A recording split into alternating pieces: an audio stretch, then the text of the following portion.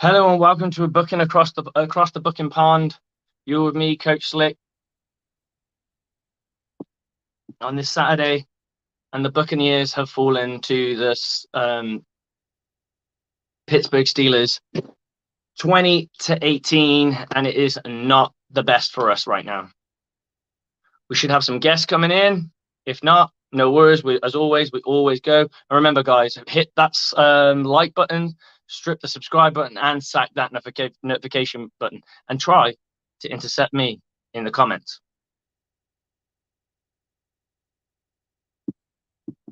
So let's talk a little bit about what happened in that game. What went wrong?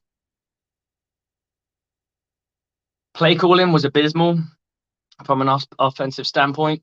I think there's a lot of blame to go around. I think the Buccaneers have really got to do a bit of soul searching, because what is our identity on offense? We don't really have one. So are we run the football? Well, if we run the football, we're 32nd in the league at running the football. So things have got to change. We've got to figure a way through this. We've got to find out. We get a game where Mike Evans only gets 4 targets against a team that's got multiple members of their secondary. It's just not good enough. I can't understand how anybody puts us in that kind of game situation and we don't succeed. Like, I'm sorry, but there's no way that their guys are going to stack up to what we have on paper. Like, on paper, we're a way better team, and this team right now isn't playing to that level. The Pittsburgh Steelers had Levi Wallace out, who was one of their starting corners. They had Witherspoon out, starting corner, and they had Sutton out, who is their starting nickelback. That's 3 starters versus a pass set. And on top of that, they also had Fitzpatrick out, who was replaced by Trey Horwood, who was a 7th-round pick, 245 last year, and he's done nothing.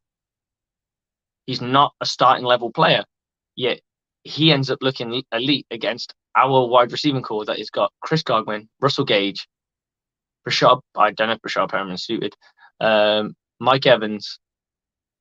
There's no that should be a matchup nightmare for them. They play a cover 2, and cover 2, at the end of the day, isn't the difficultest thing in the world, but you can expose that knowing what you're going up against. But what did this Buccaneers team do? They ran the football, they ran the football, they ran the football, and they ran the football. To no avail. And it didn't work.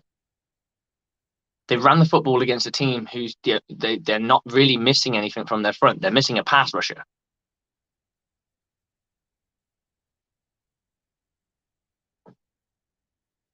And why did we continue? So we go with Jeb Armstrong, who puts in, well, the perfect guy to answer my question. My current starting wide receivers are Chris Godwin, Cortland Sutton. Should I trade Cortland Sutton and Devonta Freeman for like Mike Evans? Is having Godwin and Evans on my team a bad idea? Yes and no. I mean, the problem with Mike Evans as a fantasy player, and I'm not a big fantasy guy, so please don't take me as a expert on all things fantasy, because I really am not. Mike Evans is a sputtery player, so he will give you big returns, but he'll also do games where he gives you diddly squat. That's just how it is. So he's a high risk, high reward kind of guy to have on your team. Chris Godwin realistically should be the more consistent person, because he's a guy who runs a much more varied route tree, and therefore would get the ball. It does get a bit more. He gets more targets than Mike Evans.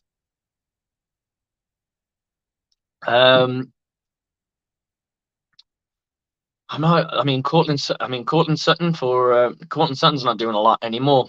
So, and Mike Evans is still a premier guy. I mean, I don't know what Dante Foreman's getting these days in the world of fantasy, so I can't really base an opinion on that. But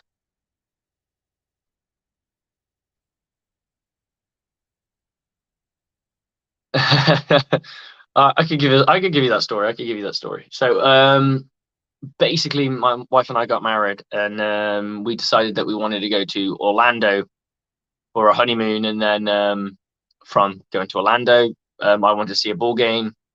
Decided, obviously, the Buccaneers being the closest team were the team that we ended up going seeing. Became a fan of them, and just stuck ever since. So it's never changed, never wavered, and that was back in 2014.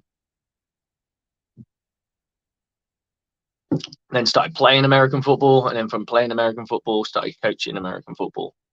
Now I'm a defensive backs coach for a team called Sandwell Steelers. Previously, I was a defensive coordinator for a lower division team called the Worcestershire Black Knights, which is from my hometown. But yeah, it's been wild, so to speak. But yeah, let's get back to and talk about this Steelers game. So the Buccaneers go out and put up 18 measly points against a, let's face it, a defensive secondary that was beat up, and we should have beat them like a drum. No offense, this is what we should have done. The play calling didn't seem to be there. I don't know if that's a Byron Leftwich thing or Tom Brady or a collaboration of both.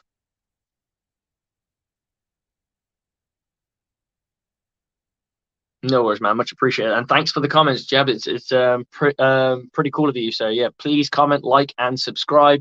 You've already commented, so please hit that likes and subscribe button and notification button. We'll be much appreciated for it, brother.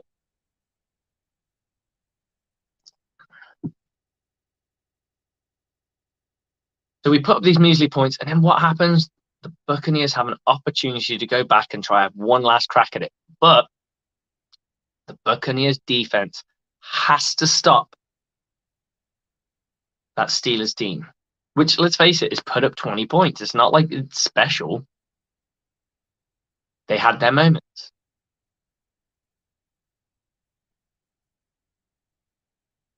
And yeah, they haven't done. They did all we did was not do a heck of a lot. So what did we do? We gave up third down and long, third down and long, third down and long, and third down and long, and that's all she wrote. And they ended up creeping out the game.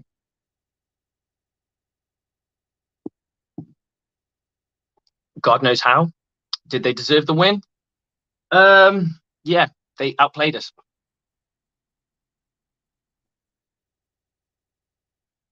And that's all there is to it. They outplayed us. It was hard to watch. I'm just gonna go and see if I can get my I might have a guy coming in and joining us shortly right now, but I can't seem to bring him in. Um,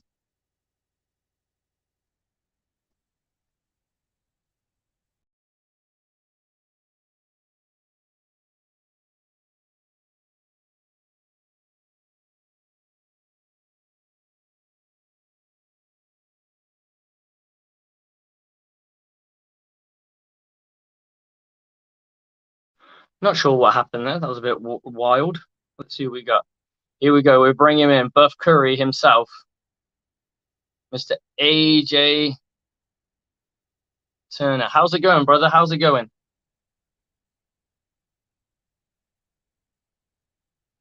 Hang on. Let's see if I got you on volume because on mine, I tend to turn my. Yeah.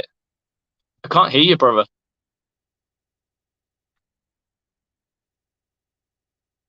I can't hear you. Can you hear me? Have you got me? Yeah. I can't hear anything from you.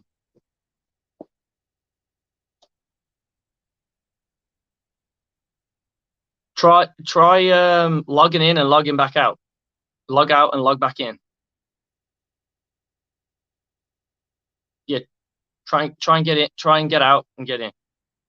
Nathan Snow, how did you like Tom Brady yelling at his offensive line? I mean, he's the GOAT. He can do what he wants. 7-time Super Bowl champion. He's always gonna have his. He has that credibility to him, you know. So it is what it is. I think with him taking days off and not being present for a good chunk of camp, there might if those were veterans that he was shouting at, and let's face it, only one of them is, and the only real veteran that they have on that offensive line is Donovan Smith. That would probably be the only person that could have a gripe, and in all fairness, or a Shaq Mason maybe, because they've got experience and they know dedication and what have you. But Donovan Smith has never been a Pro Bowl level player yet. I'm still waiting on that. And so Tom Brady's the man, and that's the way you got to look at it. Robert Hainsey's came out and said that he's not that bothered by it. I'll see if I can bring in my boy. Here we go. I got volume as soon as I clicked you in, brother. Yes. How you doing?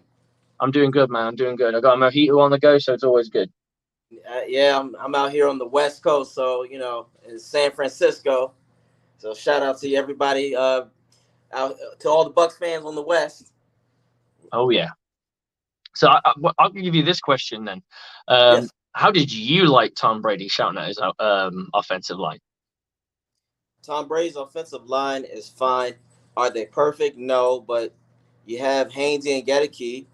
They're still learning. However, this is where coaching, you're supposed to put your team in the best position to be successful.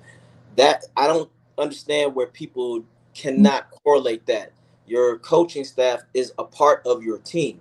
If they perform bad, then the players will. It's a domino effect. The line is doing fine. Last time I checked, Bucs have only allowed 9 sacks. That has got to be at least in the top 5 least sacked quarterback in Brady. So they're doing fine. They just got to open up the passing game.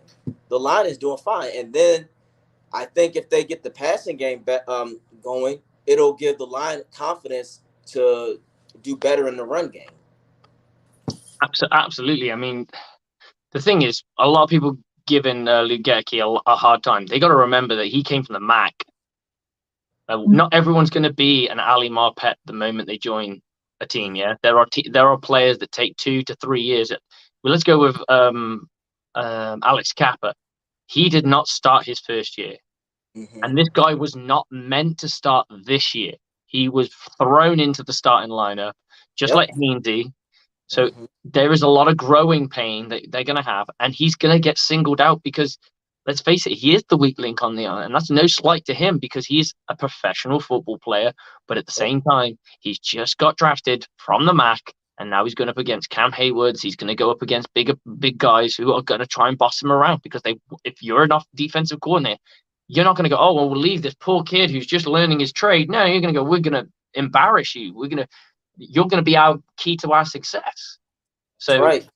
It's coaching, man. And this is where when I tell people the Bucs will thrive in the spread, and the first thing they jump to is, well, what about Gedeke? You can use a chip blocker and Fournette. He has the size and durability to last and knock those guys off. As we know, Brady knows how to get the ball out fast. What they need to stop doing, again, they're just putting everything on single players. It doesn't work. That's not how football works. You're a coach. You understand that. Everybody, it's a unit. So when one person messes up and somebody else has to pick up the slack, that's a problem.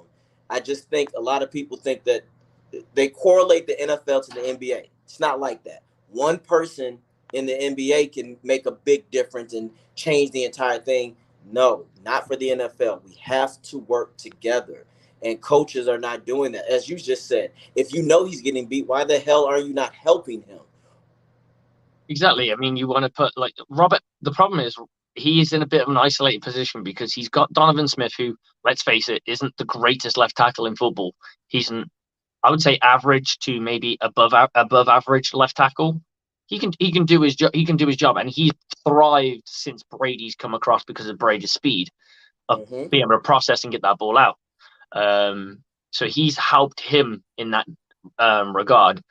So he's going to be one on one, and he usually your edges are going to be the one your edge. Your sorry, let me rephrase. Your tackles are going to be the ones going up against the most premier edge defenders. So they got their hands full. They can't go help you. Yeah, and we saw often and not that people like Gronkowski was also on that wing, helping out here and there to clean up runs, and we don't have that on that side. He doesn't have that, so therefore now he's singled up. He's got to do his job. He can't be worrying about someone else. Now I would say normally he'd have Jensen next to him, and Jensen can help him out. Well, he hasn't got Jensen. He's got a guy who's never really played center before, making his first starts. So Mm-hmm. he's completely alone and exposed. And I don't think he's as bad as everyone thinks he is. I think he will grow with it. People just need to take a step back. If this wasn't a season where we were hunting for a Super Bowl, we'd be okay with this. Exactly. And again, we have to stop comparing. I think you know what, and I because I predicted this years ago when we drafted Wirfs, I knew we were going to win the whole thing because I saw the special. He was a one of a kind guy. Unfortunately, a lot of Bucks fans are holding everybody on the line to that standard. That's not you're not going to always draft the Tristan Wirfs. Those guys are once every 5 to 7 year picks. You have Yeah. to work with what you have. Like you mentioned earlier, Kappa. Look at what he's doing now. We Mm-hmm. all thought that Kappa was this big guy, and look at what happened. It doesn't work that way. It takes a unit. And again, Mm-hmm. Gedeke is not that bad. I really don't think he's that bad. He's been thrusted in a position, as you said, Hainsey. If anything, I've talked to other linemen. They said, I don't know where this hate is coming from. Those guys are doing the damn thing for what they are up against.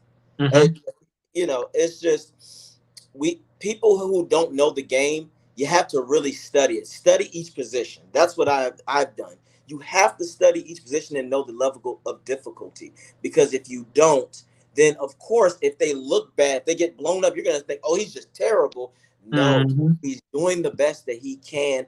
And again, that's where I told people, Brady, I think he really wanted to yell at Leftwich, but he can't do that because that's a national thing. Of course, he's going to yell at his line, but I know behind closed doors, he's like, okay, Leftwich, what the hell? I can only do so much. Did you see his press conference? Mm-hmm. That was disgusting. Yeah, he I couldn't put his finger on what was the problem, could he? No, and then somebody on Twitter called him out that he said he didn't do a certain play, and they showed that he ran that exact play. I tell you, he doesn't know what he's doing. He's a deer in the headlights. He's the type of coach that they live and die by 5 plays. And if it and what regardless if it's terrible, he's gonna go, I'm gonna stick with it. And guys like you and me, we're like, okay, yeah, you only got to where you are because you had a group of people to vouch for you, and they're trying to Mhm. help you, and you're squandering it. I mean, he's got to figure it out soon because time is running out. Time's running out on it, and I think the best thing he can do is collaborate with Brady and find the best way to get the playmakers the ball. I do, I do feel that this feels very much a New England type of offense in the way it's designed, and I just don't think it suits our players. I think he's looked at it and went, "Oh, Tom Brady likes this, and Tom Brady likes that, and Tom Brady likes this. That's all well and good." And maybe even Tom Brady went, "Yeah, that sounds like a good, solid game plan," but it doesn't work with the players that we have on the field Oh. because we don't have what they have. We're a different setup. Well, the beauty is you have mismatches. Every receiver on the Bucks roster is a mismatch nightmare. Perriman and Scotty, they are going to be mismatches for your second to third string corners and your linebackers that aren't stars. Mike Evans, enough said. Chris Godwin, enough said. When Julio's healthy, enough said. Mhm. Leftwich Absolutely. doesn't know how to go, wow, let me use these guys let me just use the best of their abilities. Again, I hate Sean Payton, but he would find a way to Mhm. utilize Kyle Shanahan for the most part. He would find a way.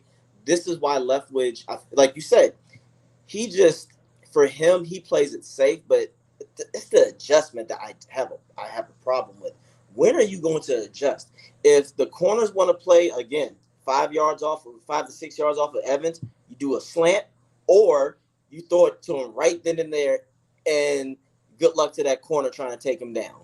And then if the corner likes to come up and he has no help, okay, a straight go route, Evans, destroy him. You have to psychologically frustrate the defense, For and that's what me, happens to us. I would go with on that the 5 yards plus off. I'm going to hitch because Mike Evans is a good hitcher. And then once they're biting on the hitch, then I'm going to bring it. I'm going to post it. That's right. And then once they start biting on the post, I'm going to go for a comeback Yeah. and just keep playing. You don't need to have like option A B C D E F G F all of that. You just need a few little hits that are different, and all those routes are very similar. They all involve one involves a 5 yard and it's a change. One involves it's a go. One involves it's a slight turn. One involves it's a comeback. So they're not massively different in the complete makeup. They all run straight and do something little. It's not like you got to break and cut because I've honestly off the top of my head can't remember when I last saw Mike Evans run a slant, but he does other things. He can run ins and outs. They're just not crisp ins and outs. Yeah, But it doesn't matter. It doesn't need to be. right. And even with the slants, I think he can do slants. I just think we just don't. They don't give him the opportunity to. Because I've seen him do it before, and again, that is what can mess up a defense. Because what if they're banking on? You know what? He doesn't do slants. You don't have to worry about that. And then if he does, now the defense is caught off guard, and they have to keep in mind, oh wow, he might do that again. You have, like you said, you just have the way that they mess with our defense when Bowles does cushion. That's what we should be doing to opposing teams. Can you imagine if Leftwich caught an It's average? not just the cushion because I'm a big believer in zone coverage. It's it's for me the biggest tell for this is the corners. The corners play so far off Yeah. that they are literally encouraging the ball to be thrown. And he's like, okay, what you'll do is the ball will be thrown, they'll catch it, and then you're going to tackle them before. Well, then you're relying on play recognition. You're relying on play recognition and people working from a standing start. If they're smart, they do that like kind of tread water feet thing. Um, but you give somebody who's at full speed the ball at the 8 or even the 5, he'll work it most often than not past the sticks. And that's the problem. You need to just play your base stuff and maybe play a yard or two off. So let's say your base is your 4 yards. So okay, you play 6. That's fine. You're giving up a little bit of real estate, but you're not giving up the sticks. As soon as you sit on, yeah, because I see a lot of the time they have corners just sat on the sticks, and I'm like, yeah, but you're expecting him to, this guy to this guy's going to catch the ball, and then they've got to make a play and stop it. And guess what? Sometimes it works, and it's 4th and 1, and teams will go for it, especially when you're playing off all the time. So that's what I don't like about it. I'm all for zone coverage because zone coverage is my jam. I'm a big cover 2 guy, but and I know that's not the staple of what someone like Colton Davis can do. He's a press corner, but I would, if I was playing Colton Davis, I would play a cover 2 with him and get him to be really handsy, jam, reroute, and all he has to do is just drop back with them. So I should be as handsy as you want and just drop back and read what's coming towards you. That's all you got to do. I agree. And zone, I tell everybody this: when you play zone, that's a thinking game.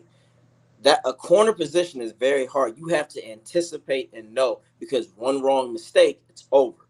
That's why for me, I've always been a press guy. It's like, because it's basically your will against his. And a lot of receivers have egos and they have a diva mentality. So when they're getting jacked up on the line of scrimmage, they get frustrated, and instead of trying to play the game to run the correct route, they just want to beat the corner, and then that's where they mess up. Yes, Carlton is better at man. Sometimes I'm wary of him in zone because his recovery is not as good as Dean, because Dean has speed. Mm-hmm. And I tell people, if you do the jam the right way and you do like in the load the box, you know who would always have almost a pick 6 every other time? It would be either Winfield or Edwards. Because let's say if Carlton or Dean gets beat, and that quarterback is gonna immediately throw it, and he's not gonna realize the safety is there, and he's gonna pick it off all the time. We're not always playing great quarterbacks. I think that's the problem. A lot of people, because I've been getting a lot of flack. People are saying, "Oh, it's this simple." I'm like, it actually is, because every quarterback you come up against is not going to be great. Like, we're playing PJ Walker. You should Hey, say who completed loads of free and longs in the game we just played? Trubisky. And right. And Trubisky got sat No down because business they completing thought, those passes. right, and they thought Aaron mentally. Rodgers couldn't complete those passes. Yep. Yeah. It's this is why you gotta Bowles. His problems are fixable. I think he's just stubborn. I think he doesn't. They both don't, but for Bowles, it's like, my man, it's not gonna work what you're doing. And again, the corner blitzes is not gonna always work. We've discussed this last. Yeah, they don't Get, always. yeah, get those linebackers. You have arguably the best linebacking core in the game. Get those guys, mix them around. You want to confuse somebody? Again, if Devin White is on the edge, or you have Shaq drop in coverage, you're gonna go. A quarterback's gonna go, "Oh, hell no! What do I do now?" Because those guys, the linebacking core is our strength, because they all are special in their own way. Levante is just another Derek Brooks. I'm not gonna say he is good as Derek, but he He's does just a natural linebacker. He's just a a natural dog. natural linebacker who doesn't get the recognition. But yeah, we're playing PJ Walker this game. I'm expecting from the defense Well, I 7. haven't quite. Well, we haven't put. We'll get to that, brother. I don't Okay. know if you can stay on the whole thing. If you can, then we'll get to that. And we'll talk a little bit PJ Walker and what we got coming up. Mm-hmm. But I just wanted to recap on this before we go on to the next part. Gotcha. The next part of the show is, so the Buccaneers go for it. What was, for you, other than offensive play calling? What can the Buccaneers do right now going into the next game? What do they need to get right? Other than offense, defense, again, play man, play physical, don't let up. That's all you have to do. You stick to one thing until they try to beat you out of it, and even then, you just stick to something that's working. Every time, for the most part, when the Bucs are in man or in a certain coverage where they're getting that pressure and they're not allowing the receivers to just run free, the Mm-hmm. quarterbacks panic, because I honestly believe a lot of our opposing teams do not want the likes of a Devin White to hit you. You No. see what he did to the Steelers rookie QB Pickett. He tore him up. Mm-hmm. That was a hell of a shot. It was a hell of a shot. Yeah, A costly one, but it was a hell of a shot, though. but that's my point. I love that, because I think Devin can get in the guys' heads, because one, he can physically back it up. And when he's on, he's on. And those guys don't like that, because he's good. It's just when he's off, that's where we come in and go, all right, before you run your mouth, have the victory first. I agree. So we go into this game and we hear the pressers come out, and Coach Bowles has turned around and said there are players within the team that are living off the Super Bowl, and they are living in a fantasy fairy tale or fantasy land. My question is, do you believe what he said? And if you do believe what he said, who do you think those players are? I don't believe a thing that he just said. That was 2 years ago. I think it's the simple fact. Again, Bowles has an ego. I I don't think anybody's living off any. I don't think he. I just think that Bowles is covering his track, because again, when coaches are doing dumb shit and they get asked certain questions, they will deflect. Well, we're living off. They're not living off of that. Are you living off of that? Because a reporter should have said, "Bowles, are you living in the past? Are you?" Because that Kansas City game, there was no excuse. There was no Tyreek Hill. There was no Mm-hmm. reason for you to play deep or back. You had Juju Smith out there. That's enough said. I would never take him serious as a number one true receiver. So that's Bowles. Now, I do feel that there's a little tension between him and certain players, and it would probably be most likely Devin White, but also I'm going to go a hot take. I think Levante Davis is a little sick of the shit. I think Levante is has a bone to pick with the coaches. Just think about it? His entire career, he's done his part. It's the coaching that has fucked him up, that hasn't given him Yep. recognition. Like when people say Bobby Wagner's a Hall of Famer, I go, compared to Levante, absolutely not. Yeah, Even because even Levante's got him beaten on a couple of stats other than one or two. hands down, it's just the simple fact that a lot of times Levante was misused.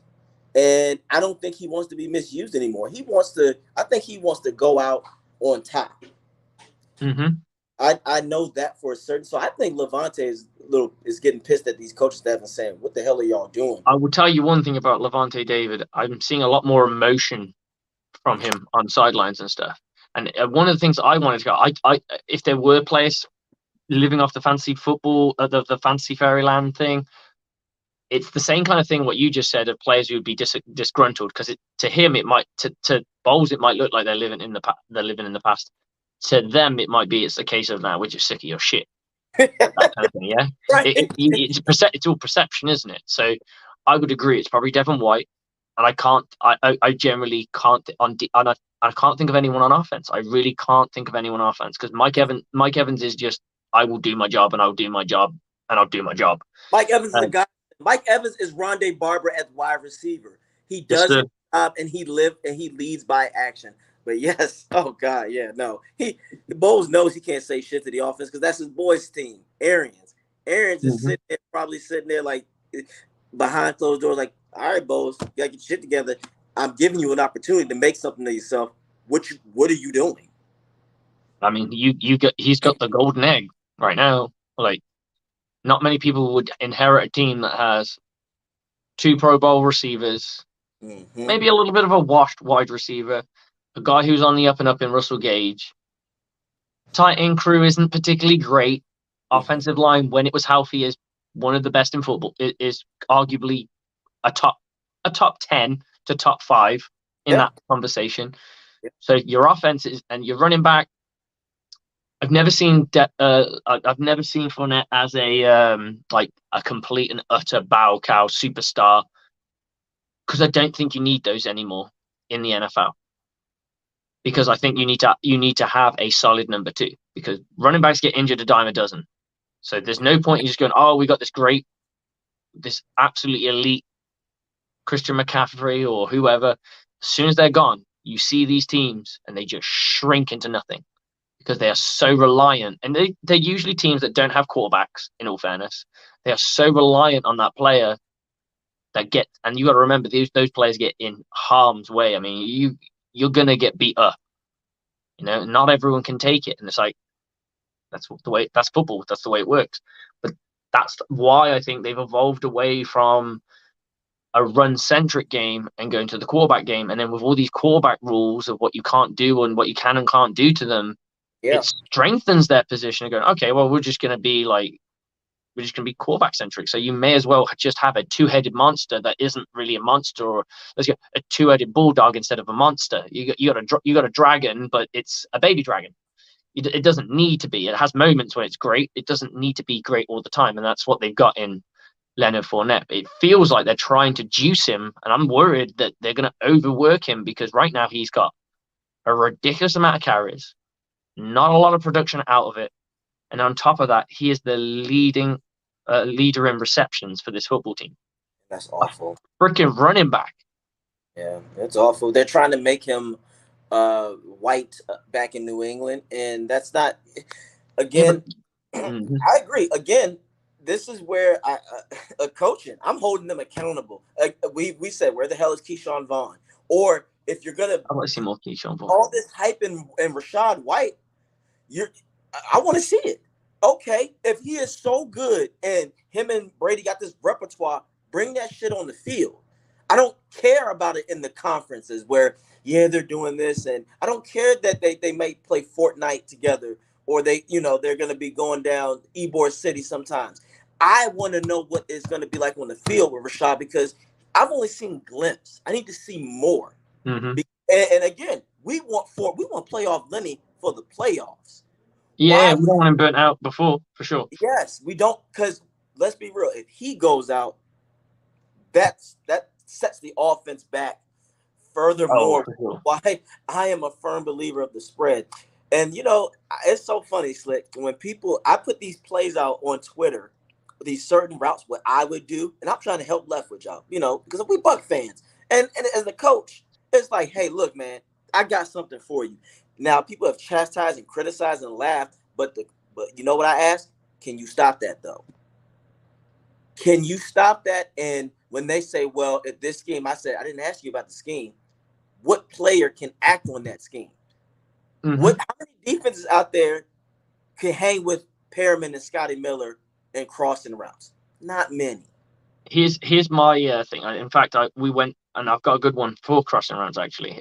So in my first year as a defensive coordinator, we go up against our offense obviously regularly on a regular basis, and they have a lot of crossing routes. The only problem with crossing routes, I wouldn't say it suits the Buccaneers right now because of how beat up their offensive line is. That's the only the thing I go against on it, because crossing routes take even more time to develop than deep routes because you're crossing the width of the field rather than just going down the field, right? So that's probably why I wouldn't use it right now.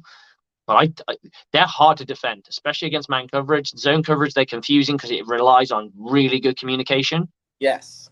And I get where you're going with this. When I play Madden, it's crossing routes all day.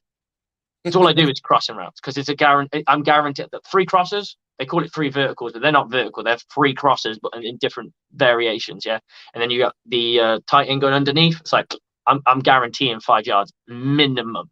It's like bang, bang, bang. Oh, score, done. And I know football's not really Madden's not really football, but there's a Yeah. premise to it. Yeah, there's a little premise to it. The only difficulty is that yeah, you're putting your quarterback has to be quick, dial it, process it, throw it, quick, and your offensive line has to hold. So I wouldn't put it on this offensive line. If we had the offensive line that we're supposed to have, I like that. I like that a lot. I like that a lot because I see that working 100%. Because Mhm. it's an absolute matchup nightmare in the sense of if you're in man coverage, you've got to read it quick. I wouldn't use them all the time, obviously, and you know that. Right. Because obviously if it's just crossing, crossing, crossing, I'll just adjust my DBs just to be a yard off, Mhm. a yard to the side, so they wouldn't be lined up tighter. They'd be lined up looser, so you'll be running towards them rather than running away from them. Little things like that. Um, and that's the whole point of adjustments. I've never completely changed anything on my adjustments whenever I've. But we used to get pick city when we went to get because their offensive line was so poor. We Mhm. didn't need to communicate. They would throw the ball crap, and obviously they don't have Tom Brady throwing the ball, so it's a bit different. But if you're under duress, the guy panics, he throws the ball, we get it, and that was it. They had sessions where they had more picks than completions, Yeah. Yeah. Yeah. No. Yeah. And I. and And I. they ran a lot of crosses. Right. But I believe that crosses work. It's just you need to have an offensive line that can, like, if we had the offensive line that we're supposed to have, I 100% agree with you. That's something I'm keeping in my back pocket as my staple play here and there, just to like butter it in. I need something quick on a third down. That's spot on third down call for me. Yeah. And I will say this then. Yeah. I won't say do it all the time, but certain teams like this I don't know. The Panthers might be the perfect team to do that to because they I let's just talk about from a morale standpoint. Even though it's a so-called divisional rivalry, they're not really playing for anything right now. They are lost. Like, of course, They're certain playing for draft like picks, aren't they? yeah, but you already know sometimes they'll be in. They're going to play in like little tank mode. But I just want to try that one time to see what happens. If it doesn't work, like you said, the line is not picking it up yet. Okay, scrap it. But I think the reason why I want to try something new is to get a spark out of these players because it's to the point now where these players are like, okay, I'm frustrated because I'm doing something that one I know I'm not personally good at, and it's making this offense sputter. And then we're not taking any risk anymore. Where's the deep shot down the field? Even if it's not successful, you want a defense to go, damn, let's back up a little bit just to respect them. Or, and then that's where you can use your running.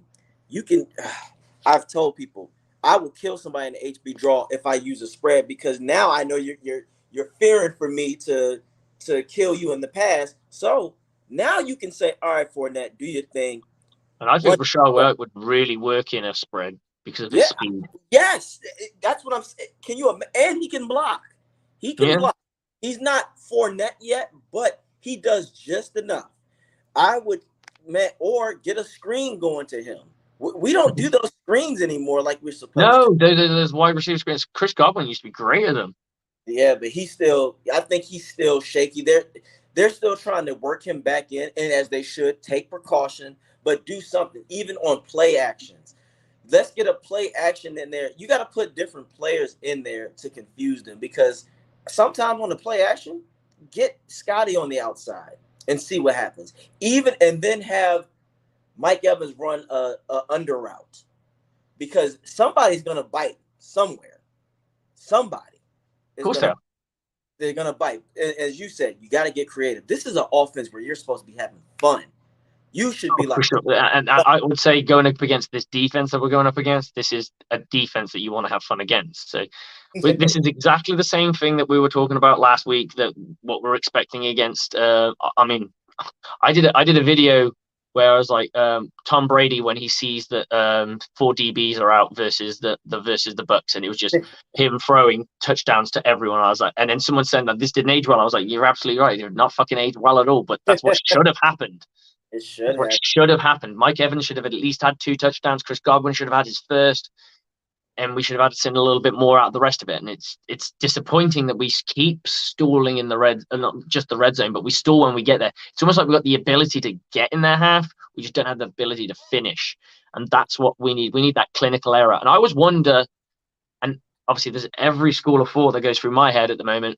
Are the Buccaneers being vanilla on purpose? That they're just saving shit? They're holding on to something? I don't know.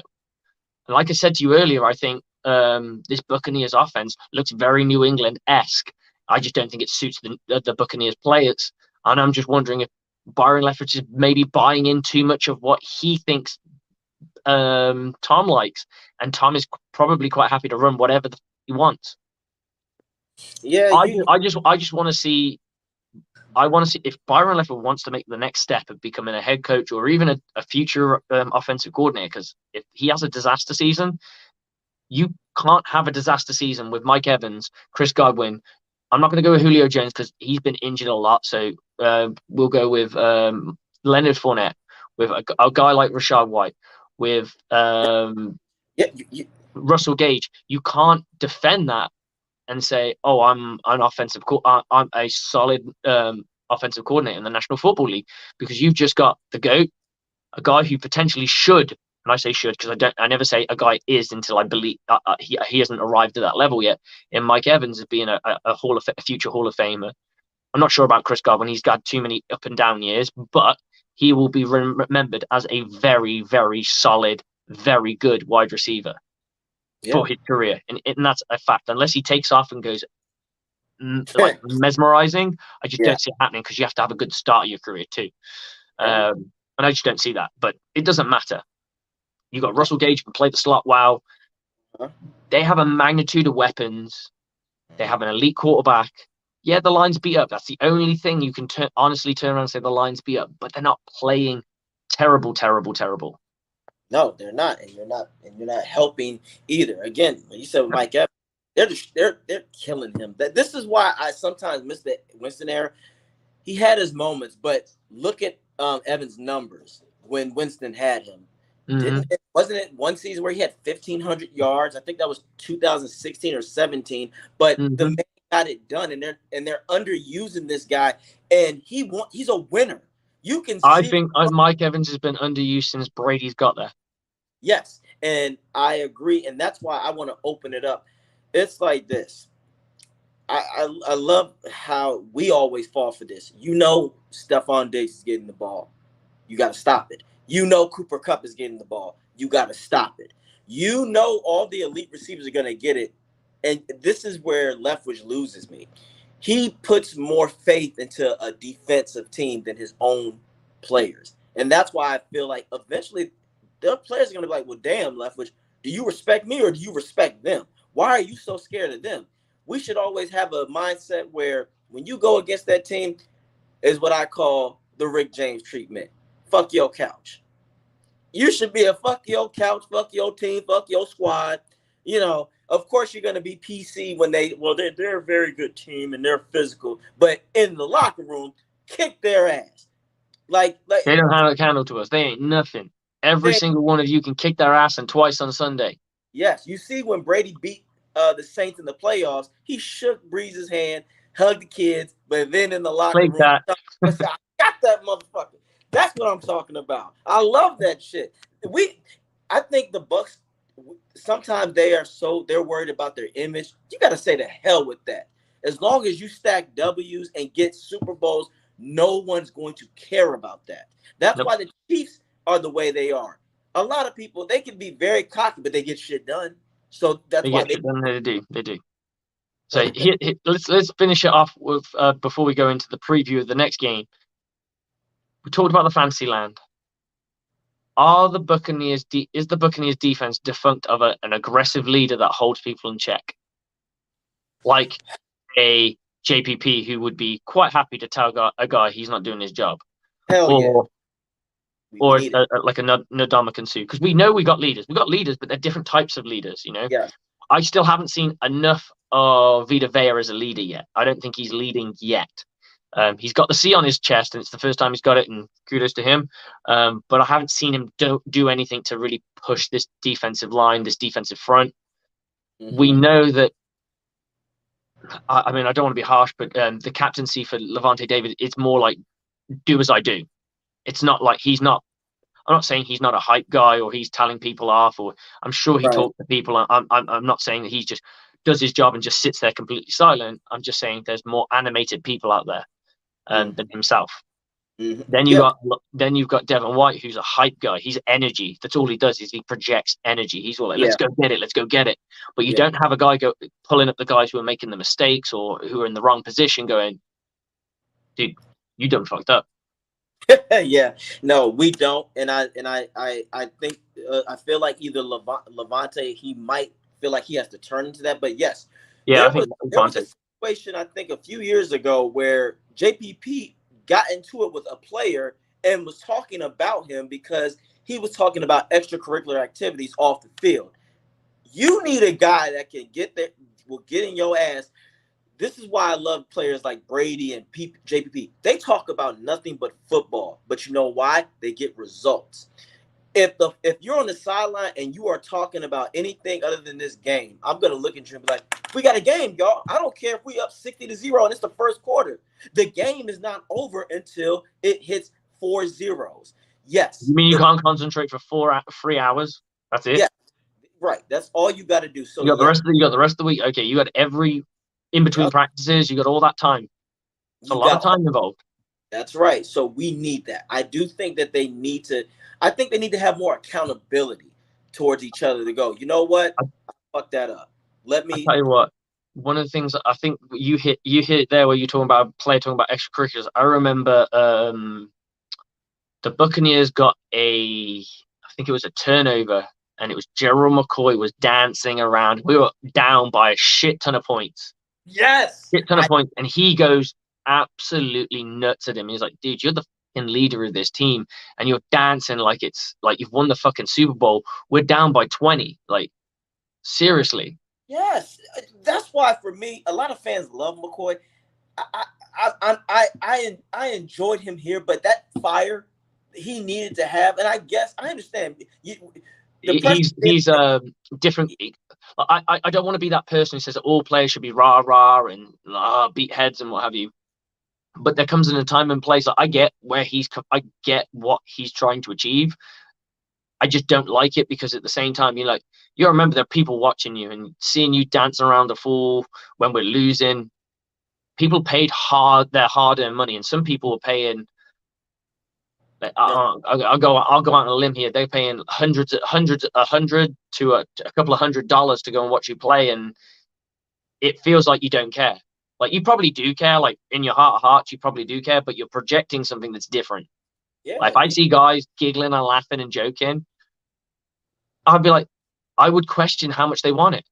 because I'm like, well, if I was in their because we all, and that's what we always do. We see goofy people goofing around. We're like, well, if I was in their shoes and I had their talent, I wouldn't be fucking goofing. We don't know that obviously because we've never been in their shoes. We'd love to, but at the same time, we're like, damn, if I had that opportunity, like I would fucking go. I'd go for it. And I think these people are cut from different cloths, but yeah, that's what I liked about JPP, and I felt JPP was pushed out a bit too early I myself. think yeah, I think that they thought that they cut their losses. They thought I honestly think the staff probably thought he was a little washed because of his injury. But sometimes you got guys like him that knows how to, you know, motivate and not just emotionally but mentally. JPP knows the game. He could have helped Joe Trashianka better because there was a Mhm. play a Steelers game where he tried to run around the lineman instead of running through him. I'm like, my man, Pickett ran up the middle. When you got to blow him up, there are times in those situations where Joe just he tries to Yeah, run around. It's like, man, just run through him. JTS believes in his speed so much so that he will always try and go around, and that's one of the worst things you can do. Because when I coach, I've never coached D line, but I know enough. I know a working man's version of defensive line play. Yeah. You want to take the shortest route to the quarterback. You're Yep. scraping off the hip. You're not going around the hip. Like you can go around to a degree, maybe a yard. That's not. They call it turning the corner. Yeah, you don't turn the corner if you're going like that. That's a semicircle. There's a big fucking difference to a corner and a semicircle. I don't know if they know their angles, but there's a Yeah, big and difference. I'm going to play Toro with you. I'm going to use your speed against you. So while you're running on the outside, I can just shove you to the other way or give you the Toro treatment like they used to do Gerald McCoy. He would always get off the snap faster, but then they would just use his momentum against them. And it's like, all Mhm. right. So, yeah, sometimes you just got to know when to do that and when to just blow somebody the hell up. Yeah, So, yeah. So, absolutely. so yeah, we need somebody to go in there and call you out on everything. Okay.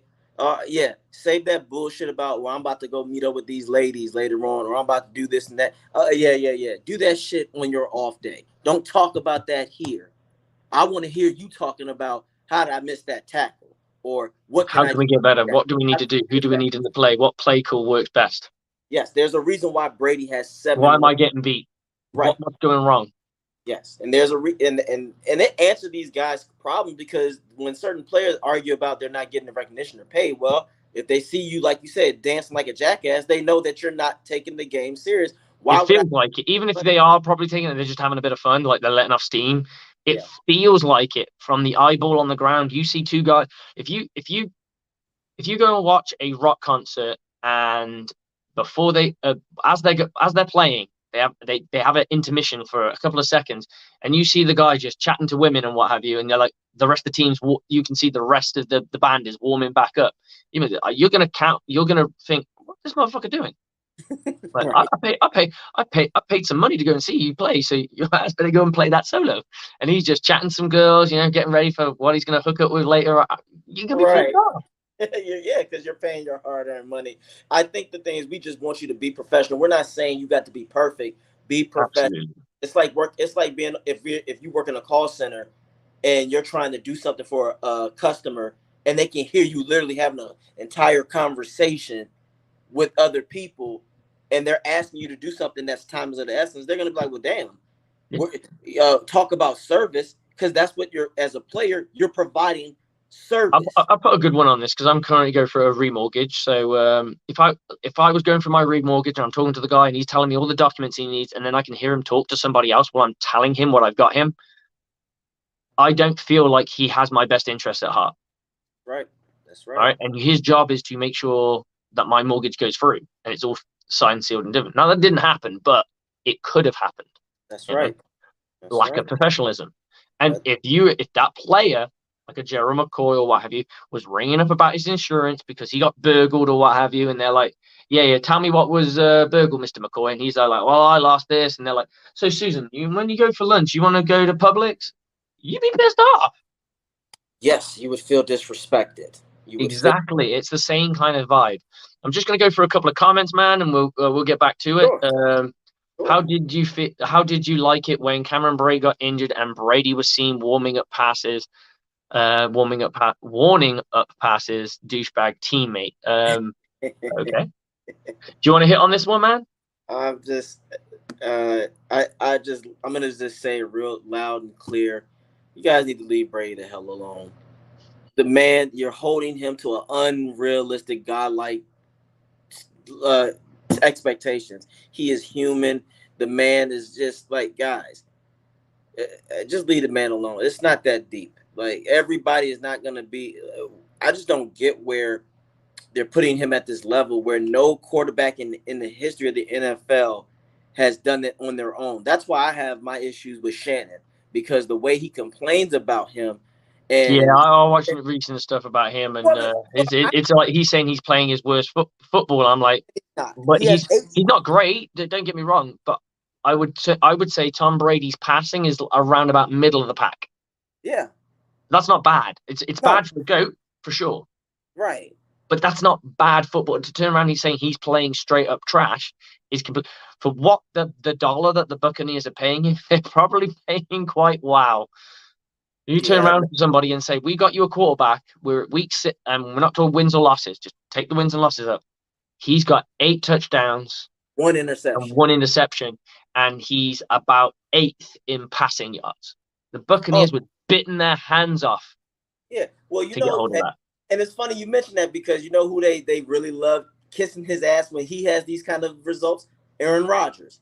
He was the same because what was the biggest thing everybody always said? Well, his touchdown interception ratio is so great, so we need to stop that. I think people are Yeah, just yeah, yeah. And you know what? That was one in the back of my mind too. I completely agree because I remember when we were talking MVP case, it was like, oh, wait, but Tom Brady has all these interceptions. He may have all the touchdowns, but Aaron Rodgers takes care of the ball. And I was like, well, okay, Tom Brady's not throwing a lot of touchdowns, so that's the only argument. If you put him in the 12 touchdowns argument, you could be talking about a MVP season mm-hmm, easily. So that's only four touchdowns, and that they can get back on track on that very quickly, and it can completely change. I'm hoping that's what happens. I'm just gonna go through a couple more comments, man, and we'll work through these together.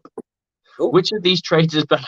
Oh God, I hate when people ask me fantasy football because like I'm decent at it. I don't think I'm a fantasy football guru at all. Lockett and Dylan for Higgins. Um, Running backs are hard to come by. I mean, I put Higgins and Lockett as the same. So you're giving up a running back for nothing. Yeah, That's you how I'd know, look at that. you know who we should get, and this would make this offense elite.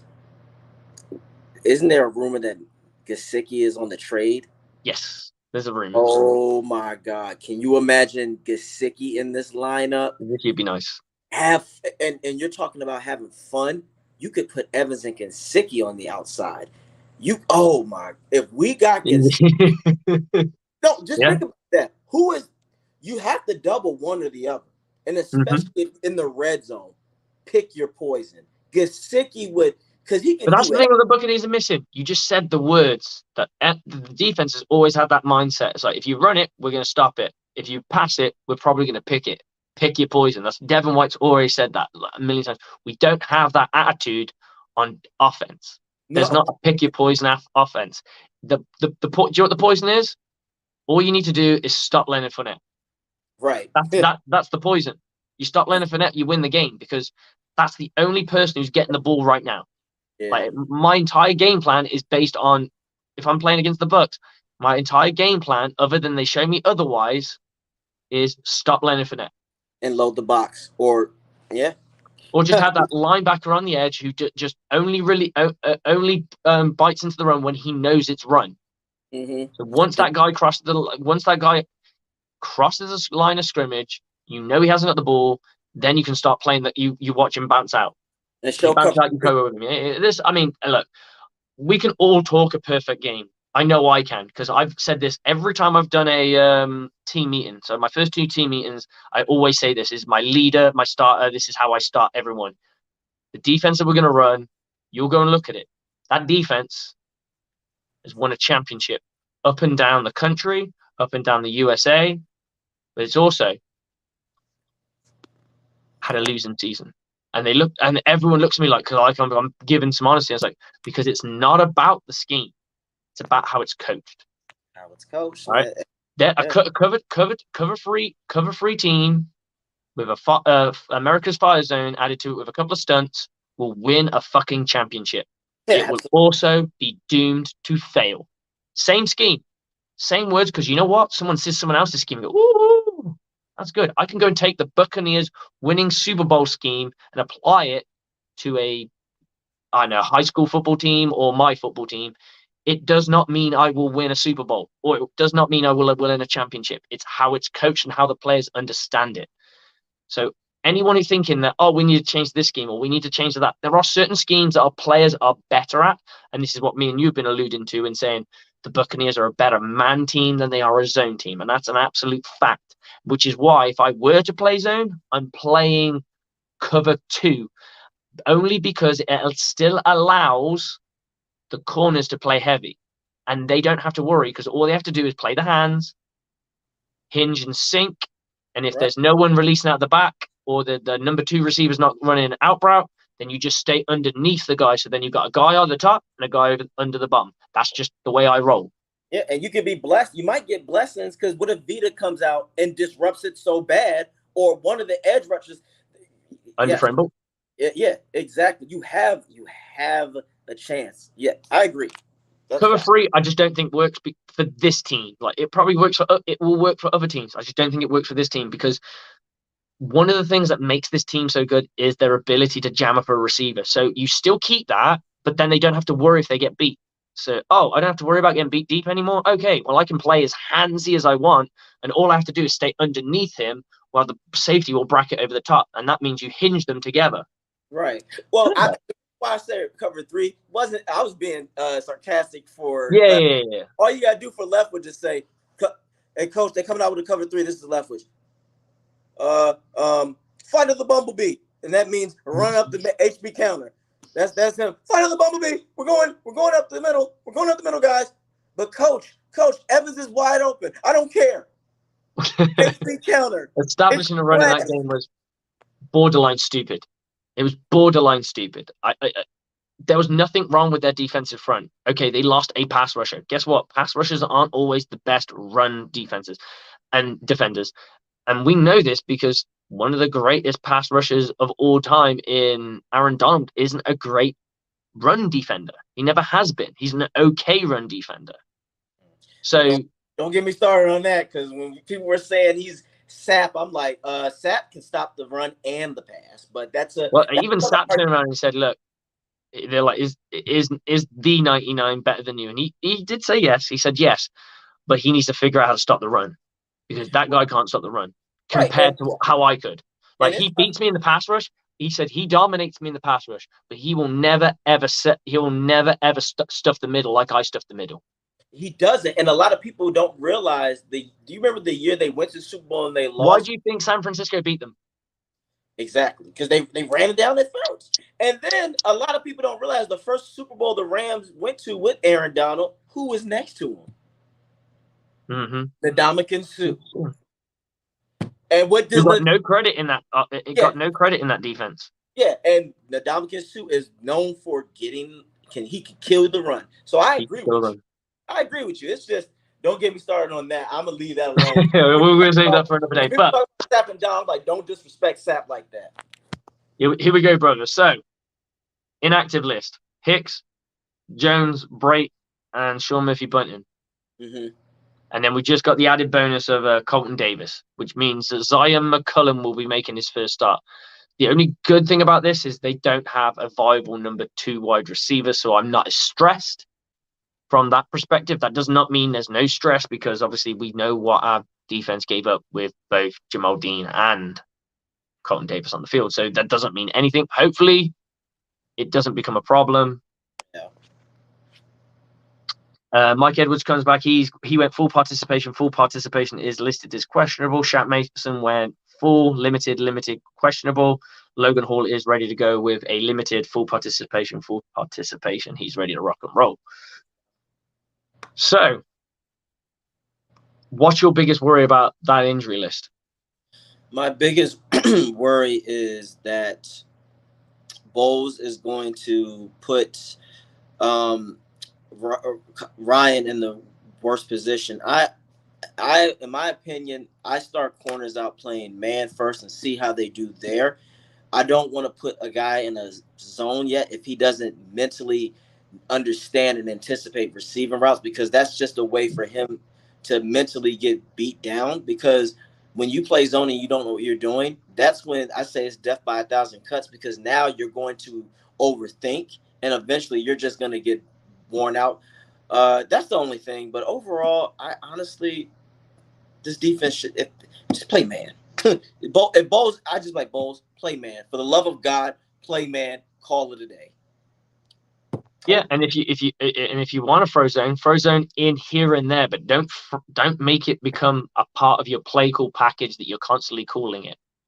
Right. And do not let it be your third down package, because that does not work. That's been his play call package. So you set the corners back as far as they can go. They are sitting at the sticks. I'm telling you, if someone catches the ball 2 yards before the sticks, they're probably going to make the first down. Yep. Mm-hmm. And Probably. you don't want to get your corner killed either, because what if there's a physical receiver that loves that contact? Now your man's putting on his ass, and now he's really mentally going to be gone. Yeah, because you got to, like, as much as, like, when you're that far back and you're not backpedaling, you are just what we call treading water. So you just, like, flip from foot to foot to foot to foot to foot. You're Yeah. shuffling the feet. Yeah, you're keeping the feet bounce. You're bouncing the feet.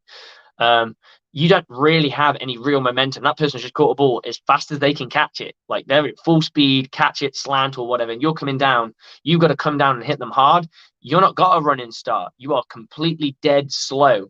Yep. Like, And if you're not like a Sheldon Brown of the old days that had that mentality where they can recover and hit, you're putting your guy out there to fail.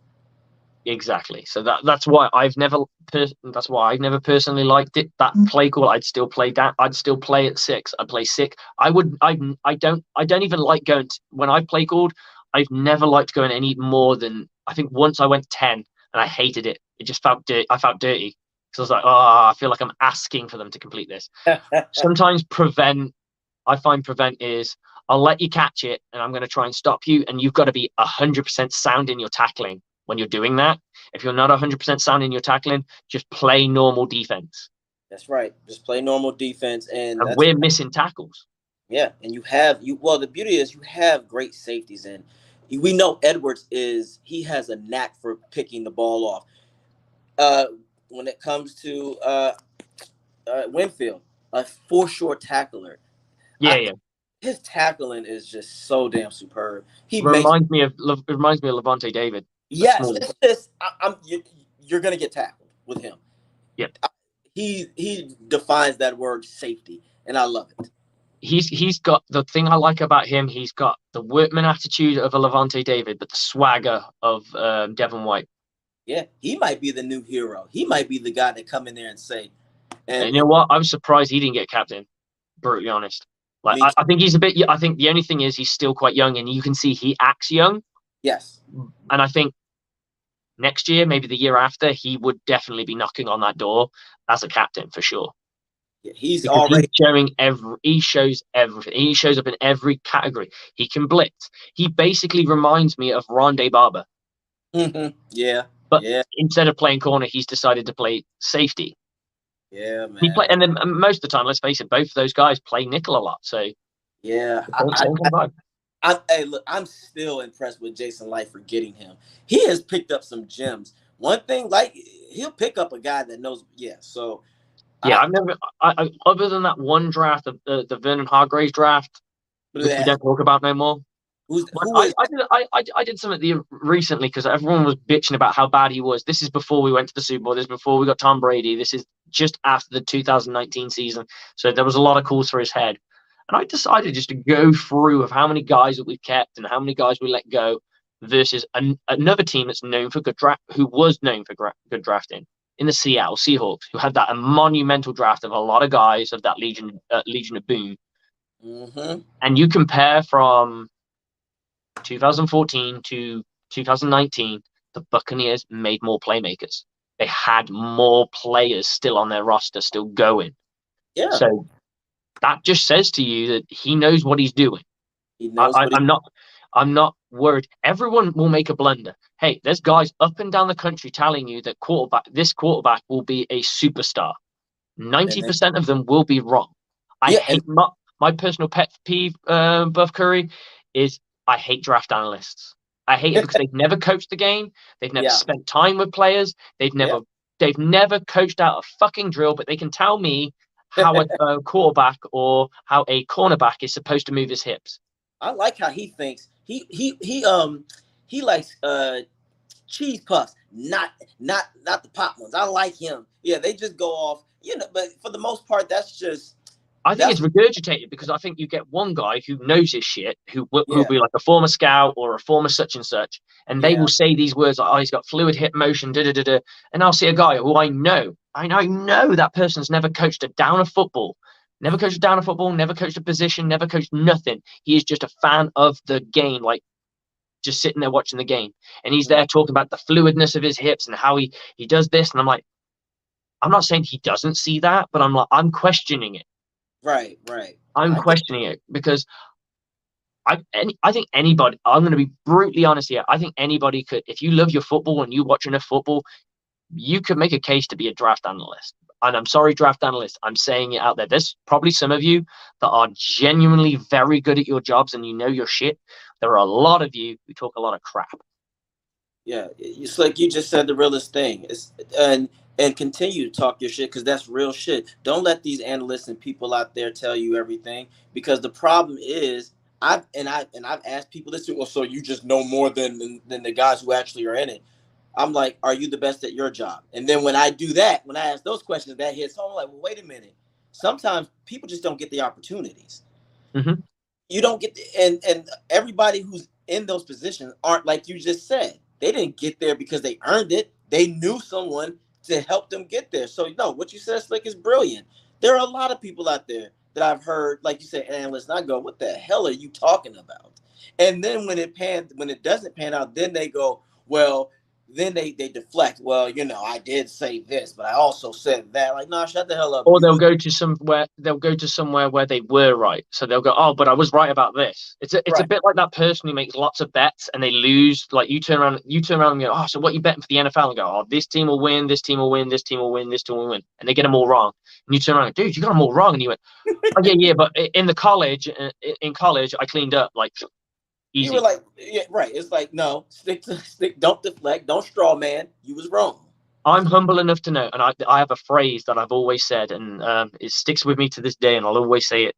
I know a lot about what I know about, but I don't know a lot. Right, And what that means is I've learned a lot over my time, but I haven't learned everything yet. And I right, never will. And that's okay. There's right. always going to be someone out there, probably smarter, Mm-hmm. probably more intelligent. And I just have to accept it because I might have something that they don't know. I might be able to teach what's in their head that they Mm-hmm. can't get out. It's all great having it all up here, but if you can't get it out to the players, then you're Yeah, worse than me with right. my limited knowledge. And I tell you, one of the things with coaching, and you've been a coach, it's being able to impression on your players. And I think a lot of coaching is attitude. You, players will go to bat for you if they believe in you. They Yep. believe that you're pushing them in the right direction. They will go to bat for you. They'll lay in the proverbial traffic, so to speak. Yeah. If they think you're a faker, they ain't doing shit. Yeah. Attitude reflects leadership. So you Exactly. can't tell me one thing. I don't know why we people haven't learned that already. Look what happened to Urban. He was Yeah, a prime example of you can't be a dickhead and then talk crazy things be a and then dickhead to kids though, can't you? right. Be a kid. You can be a dickhead to teenagers. You can't be a dickhead to grown ass men because they will tell you to go fuck yourself. Exactly. And those men will be like, I got kids. You're not gonna talk to me any old way. Like, and yeah, and it's not wise to talk against a 6'4", 275-pound man who can throw another man his size around the way. You can't Who do has probably been doing that for a few years, and you're telling him he's not good enough. The whole Urban Meyer thing is and you're just fitting almost in. So embarrassing. right, yeah, it's like sometimes you got to sit down. But I hear you. So this is the game we get back on track. Is that what Yep. you're thinking? This is I it. think I think it is. I think this is somewhere where this unfortunately is what will be our 2020 Kansas. I think We're going to go, Mm. you know what? Let's get this shit together and let's start rolling because the schedule is not difficult. I see us really getting out there. Rams ain't playing well. Yes. And then, Ravens are up and down. yeah, I exactly. don't even know if there's one team in our schedule that I would turn around and say, wow, that team No, frightens no, the bejesus out of me. no, nobody. Because remember, people thought in the early season the Rams was going to be something, but I told them already Stafford, Stafford. So, yes, the NFC is wide open. And that's why, as mad as I am, I'm only frustrated because I know what they can do better. But in the far, retrospect of everything, they're 3-3. They're not bad. They're not good. They're just in the middle of the road now, and they're going to get it together. And the beauty is the NFC is wide open, and we got this. We got Hey, it. We gonna make it happen.